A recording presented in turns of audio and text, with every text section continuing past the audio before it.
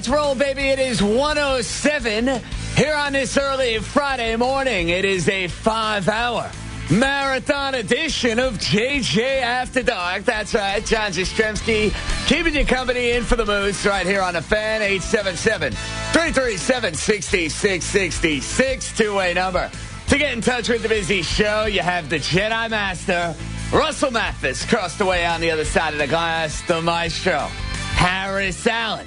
With the updates every 20 minutes, we are with you up until 6 o'clock.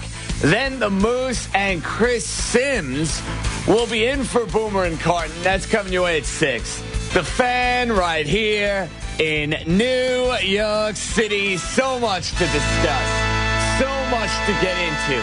Training camps open up. We'll get to the Giants. Some interesting comments from John Mara on Thursday afternoon. We will get to the Jets and the stupidity of one of their best defensive players on full display. One of the more bizarre scenes you'll see in the NFL with Sheldon Richardson and some of the ridiculous crimes that he was involved with in Missouri.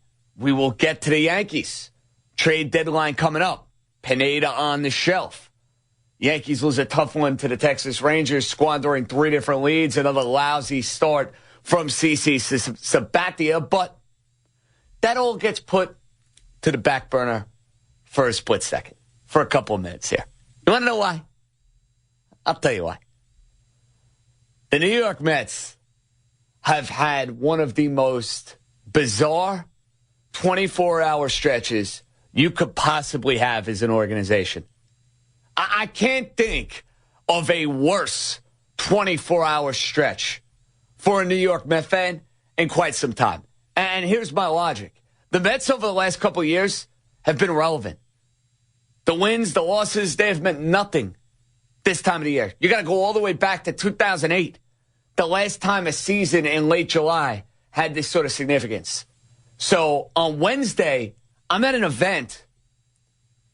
I get word that Carlos Gomez is on his way to the New York Mets. I'm saying, geez, that's awesome. That's the sort of trade I've been waiting for from Sandy Alderson. What they give up in return. Wheeler, Flores, seemed like a match made in heaven. Seemed too good to be true. And we know what happened on Wednesday night. Flores staying in the game. Flores crying. Sandy Alderson, Terry Collins, everybody at fault for not taking Wilmer Flores out of the game. And then you find out after the game that the Mets did not make a trade. That everything was squashed. Injury concerns, whatever the case may be. But Carlos Gomez was not on his way to Flushing. He was not coming back as a New York Met. You fast forward to Thursday. You're watching a 7-1 lead against the San Diego Padres. Before you get ready for this big series coming up, Friday, Saturday, Sunday against the first-place Nationals. You're thinking, all right, take 2 out of 3, have some good vibes going into the series. And what did the Mets do? Twofold. They choke up a 7-1 lead. Parnell and Robles are awful. You're up 7-5 with Familia on the mound. He gets the first 2 outs. The skies open up. Then a 45-minute rain delay. And I'll say this. I know your options were not great in the bullpen, using Tyler Clippard, using Bobby Parnell, blowing through a bunch of different relievers if you're Terry Collins. It's tough for me to send out a pitcher, a relief pitcher, mind you, who came into the game, got 2 outs, and now has to sit there for 45 minutes and come back into the game.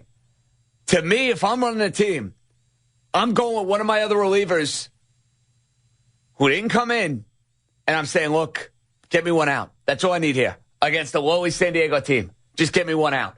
Because Familia came back into that game and clearly was not right. He was not right. And he gives up the 3-run bomb to Justin Upton. You got to sit through another 3-hour rain delay, and the Mets go out there and lose as bad a game as you could possibly lose. That is as bad a loss as the Mets have had all season. And trust me, the Mets have had their fair share of bad losses over the last couple weeks, especially that one last Wednesday in Washington. But when you take into account what happened on Wednesday with the trade that wasn't, with Carlos Gomez, 7-1 lead, bullpen choking it up, sitting through the rain delays, drives you crazy if you're a Met fan. And then to add insult to injury, you get worried at about 8:30, 9 o'clock that Carlos Gomez is traded, but not to the New York Mets, to the Houston Astros. So clearly the Astros, who are in first place in the AL West, who already brought in Scott Kazmir, with all of their young talent clearly going for it, the Houston Astros were not the least bit concerned with the hip, with the health of Mr. Gomez. That's a problem, and I need answers if I'm a Met fan. To me, I look at not getting Gomez, and I look at it with a very skeptical viewpoint because of the fact that I wonder if this was about dollars and cents. And for the Mets to alleviate that concern that I have, they better go out there by Friday, 4 p.m., and bring in the big bat that is necessary for this team. You're hearing rumors about Jay Bruce for Zach Wheeler. At this point, that's a trade I got to make if I'm the Mets. I would have preferred Carlos Gomez. Gomez is a better player. I think Gomez would have fit a need for this team a heck of a lot better, but I'll take Jay Bruce.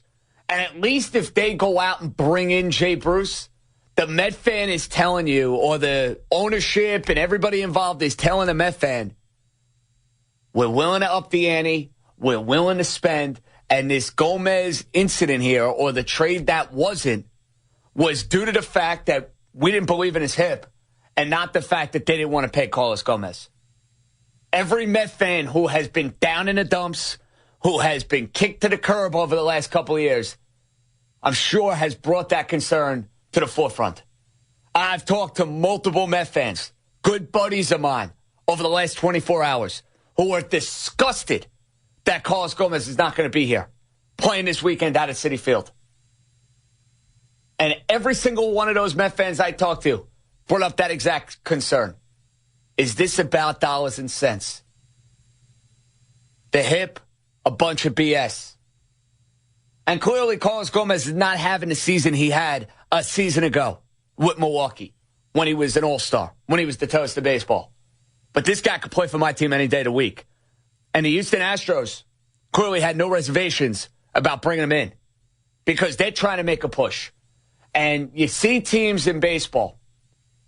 The Astros are one. The Toronto Blue Jays are another.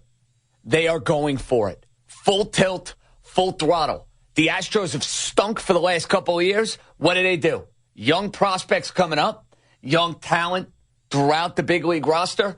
They trade for Kazmir. They trade for Gomez. The Toronto Blue Jays have not been in a postseason since 1993. There's an opportunity with the second wild card. They have 13 games remaining with the New York Yankees.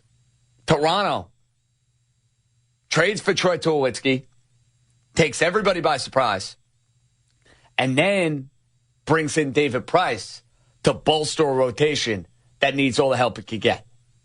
I appreciate that. Who knows if it will work out for the Toronto Blue Jays?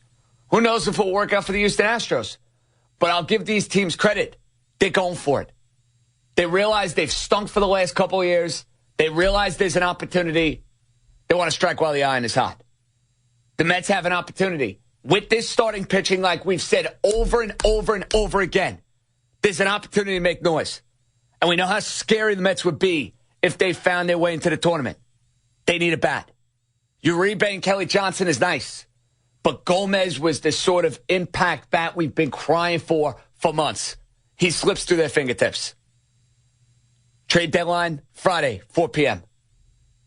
If you're Sandy Alderson, do not let another high-impact bat slip through your fingertips. By the end of the day, Bruce, Cespedes, Upton, find a way to bring in one of these players. I don't think I'm asking a whole heck of a lot. Try and put the embarrassment of the last 24 hours behind you and try and move forward. That's the best way the Mets can move forward, by going out there and bringing in another bat. They bring in another bat.